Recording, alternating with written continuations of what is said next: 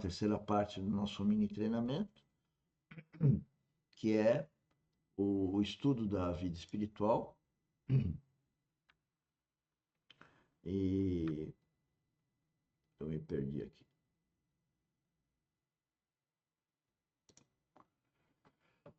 É o estudo da vida espiritual. E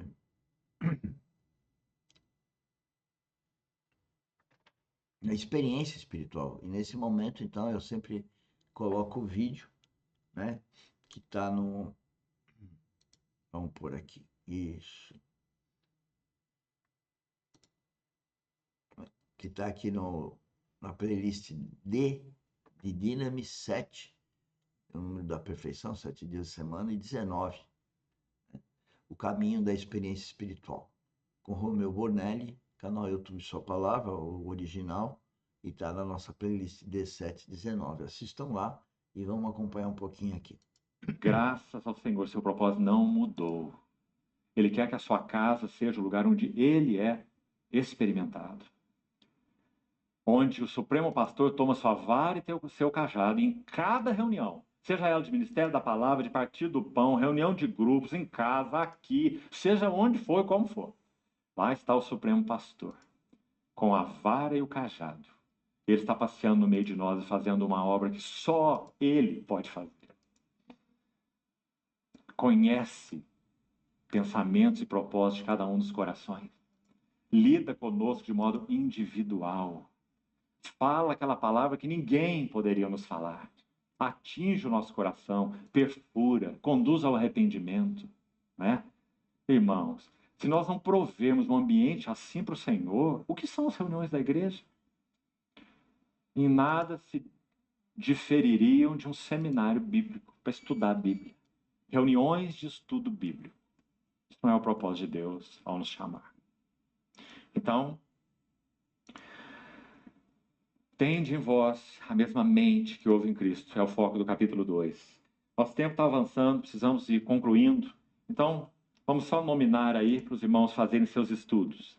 No verso 19 desse capítulo, por favor, localize aí, 2:19. Paulo vai citar exemplos da mente de Cristo. Como já falamos. E olhe que exemplos importantes. Espero no Senhor Jesus mandar-vos Timóteo o mais breve possível, a fim de que eu me sinta animado também, tendo conhecimento da vossa situação. Olha o verso 20 até 22. Olha a expressão da mente de Cristo em Timóteo. Que coisa maravilhosa. Primeiro Paulo diz, a ninguém tenho de igual sentimento.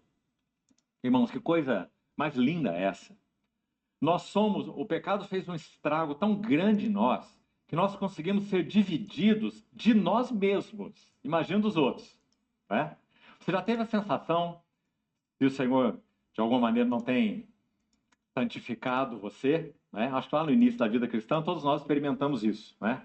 Conflito tão grande que nós acordamos de manhã, e a sua vontade é descoxar a cabeça do pescoço, assim, rodar assim, tirar do pescoço, colocar no canto da sala e sair sem ela, né? De tanto que ela te perturba, né? Divididos consigo mesmos, pensamentos discordantes, ansiedades e tudo mais, né? Então, Paulo está citando Timóteo aqui e está dizendo: eu e ele somos como um só. A ninguém eu tenho de igual sentimento. Irmãos, ninguém pode realizar essa obra, senão o Espírito Santo, através do trabalho da cruz, moendo e misturando, fazendo um só, né?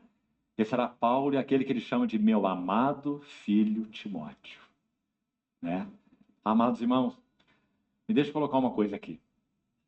Quando ele escreve 2 Coríntios 12, e diz assim, conheço um homem que há 14 anos, no corpo ou fora do corpo, não sei, Deus o sabe, foi arrebatado até o terceiro céu e ouviu coisas inefáveis.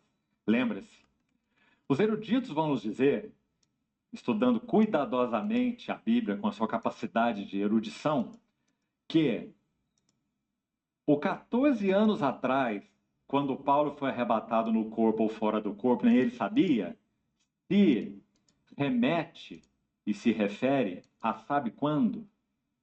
Quando ele foi apedrejado em Listra. Sabe quem estava lá? Timóteo, o discípulo, em Listra. Quando o corpo de Paulo, com toda certeza, como diz o texto, jazia no chão, dado como morto. E olha que os judeus sabiam apedrejar definitivamente. Então lá estava Paulo.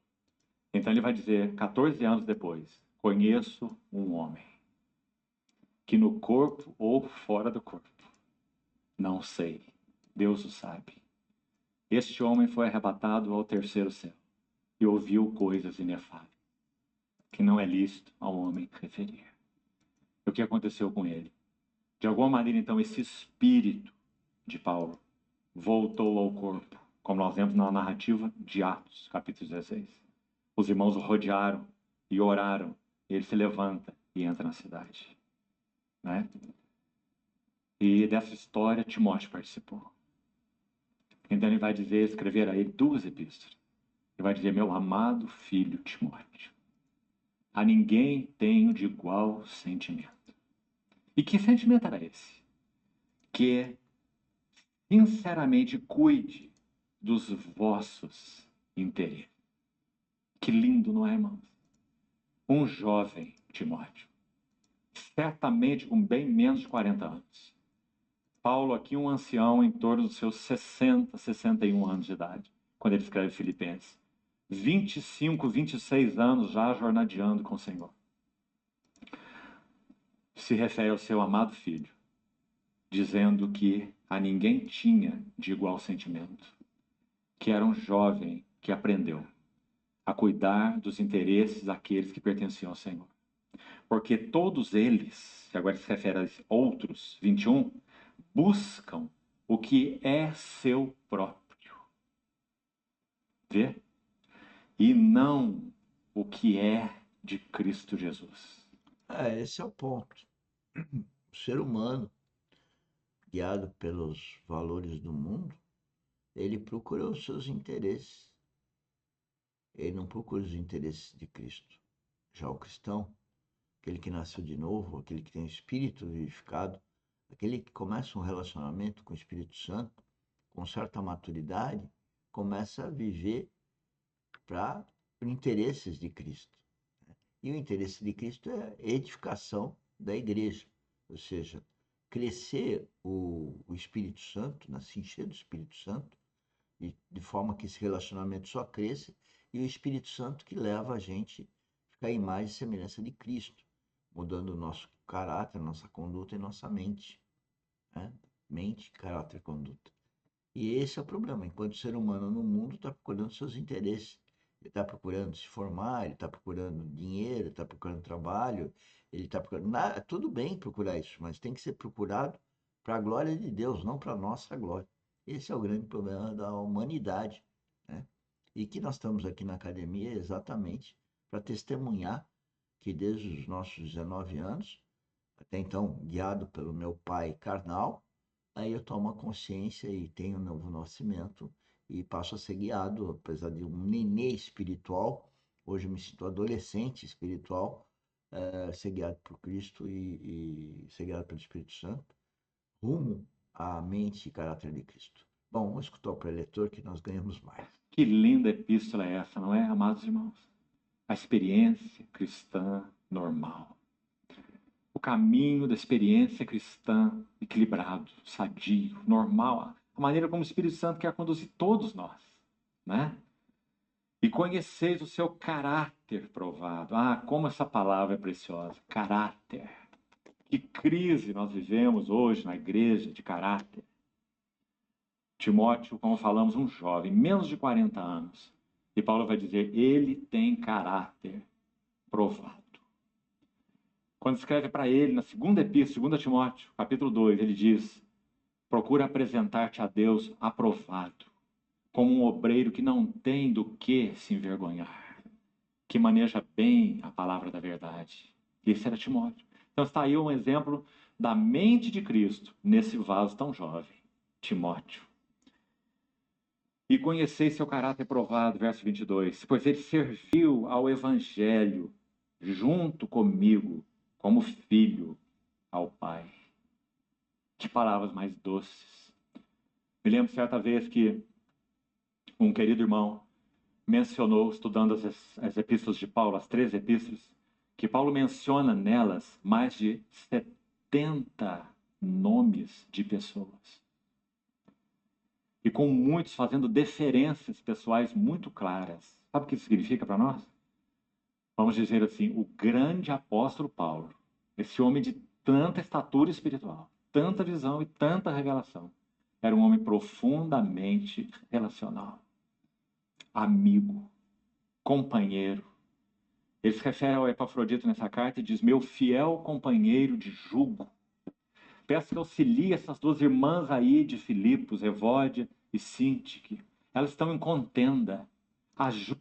Senhores, me distraí aqui novamente e acabei me descontrolando no tempo. Finalizado o nosso mini treinamento de hoje, desculpa aí, mas era importante escutar o preletor, não eu. Lembrar que esse vídeo deve ser estudado por vocês na playlist D719, tá bom? Tchau, tchau. Um bom dia para vocês. Obrigado.